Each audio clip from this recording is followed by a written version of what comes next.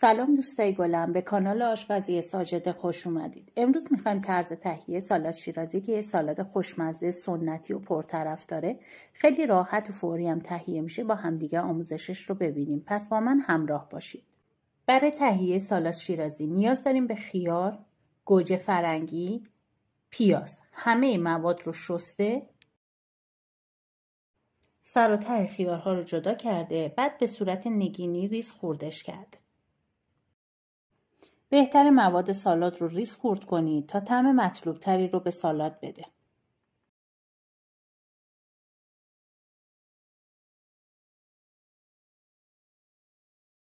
خیارهای خرد شده رو داخل ظرفی ریخته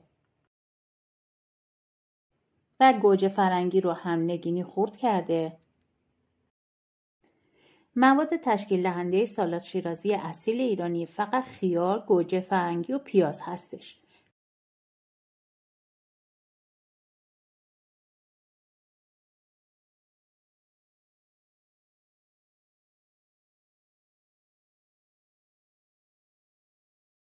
پیاز پوست گرفته شده رو هم به صورت نگینی خوردش کنید.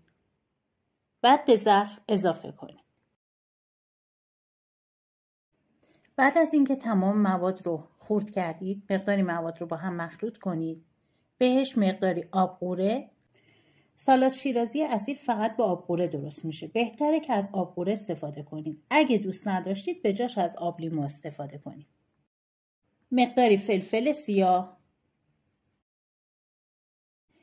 نعنا خشک پودر شده، مقداری هم نمک.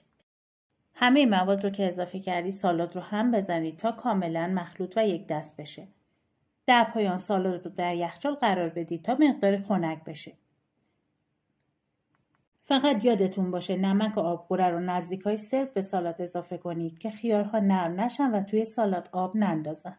این سالاد خوشمزه، ساده و راحت رو با تمام غذاهای پلویی یا به عنوان یه میان وعده رژیمی میتونین میلش کنید. سالاد شیرازی اصیل باید تمام اجزاش ریز و یک دست باشه. ممنونم که تا اینجا همراه من بودید. اگر از این ویدیو خوشتون اومد ممنون میشم این ویدیو رو لایک و به کانال من بپیوندید. زنگوله رو فعال کنید تا هر وقت ویدیو جدیدی گذاشتم با خبر بشید.